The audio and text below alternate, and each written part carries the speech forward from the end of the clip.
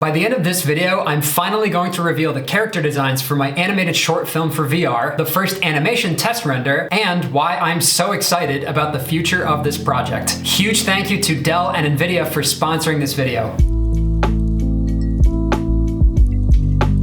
This video is part of a series on my channel called the New Venice Chronicles, where I document the development and making of this animated short for VR called New Venice. I realized recently that it's been almost a year since the last update on this project. I got really busy last year discussing the animation industry as well as animating some other robots, but this project is not dead. There's been some recent developments that I'm really excited to share with you in this episode. So let me catch you up to speed on where New Venice stands in 2025. Last year, I hired a professional character designer and we spent a few weeks at the beginning of 2024 creating the look for these characters. We landed on these designs for the two main characters, Ducky and Clara. I'll be making a separate video discussing the character design process in greater detail, so if you have any questions about that, let me know in the comments and I'll try to answer them. I decided to model and rig these characters myself, which in addition to everything else that happened last year, became quite the ordeal for reasons that will become obvious. I only just finished the rig for Clara, which allows me to finally create an animation test.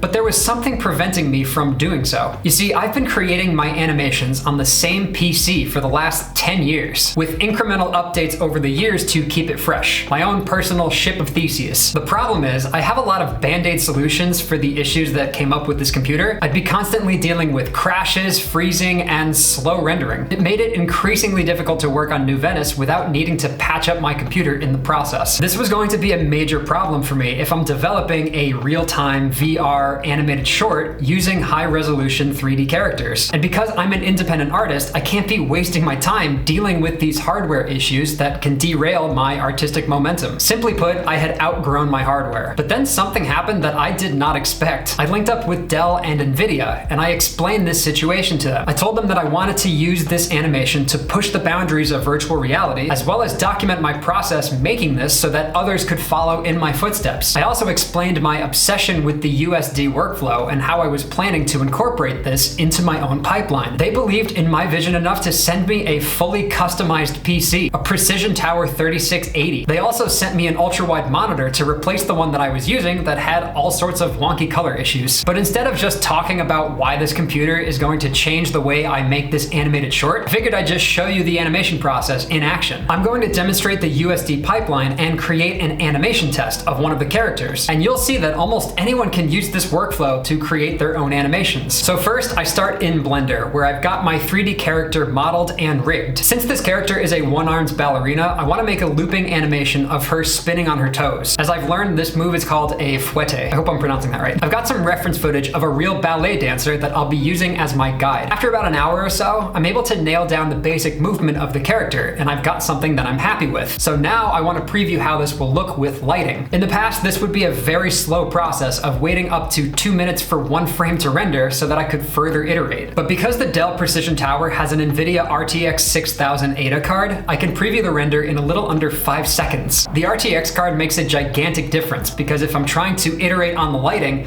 I don't want to be held up waiting for the scene to render out so that I can make further changes. Once I'm happy with that animation, I'll go ahead and save this out as a USD file. Simply put, USD is a file type created by Pixar that is built for multiple people to work on one file at the same time. Think of it almost like a bookshelf where an artist working on just the animation can check out that book and make the adjustments without affecting the other parts of the USD file. It also saves out as a much smaller file size than an FBX or an ABC file. I can open up this USD file in the NVIDIA Omniverse app, USD Composer, to preview that my animation and surfacing all has properly saved out. Now I'm still in progress on the surfacing, so it's probably not going to have the final look that you'll see in the finished animation, but at least I can see what the materials are going to look like once I bring it into Unreal Engine. I can also change the skybox to a time lapse to give my character a very La La Land vibe. I'll go ahead and save this USD file and open up Unreal Engine. Inside of Unreal, I can open up the USD Stage Manager and load up my USD file. Here I can preview how the USD will be handled by Unreal. The best part about this is if I need to make a change to the surfacing or any of the models, I can simply save out the USD file in Blender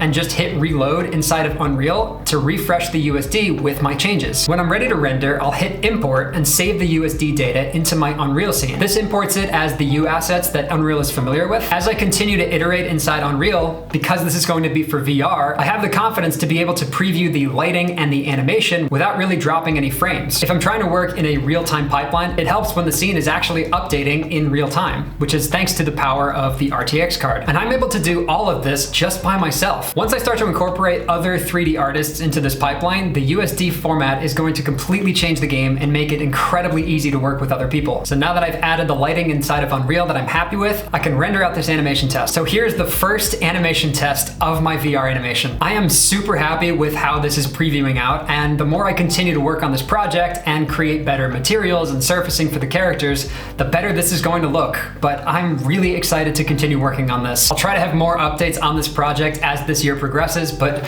again, it's just me working on the project right now, so please be patient. I know this is a really exciting project and I want to make it the best that I can, so thank you for your patience. If you liked this video, you should check out the other episodes of the New Venice Chronicles on my channel, and in the meantime, subscribe if you liked anything you saw here and if you want to learn more about animation. Until next time, thank you for watching.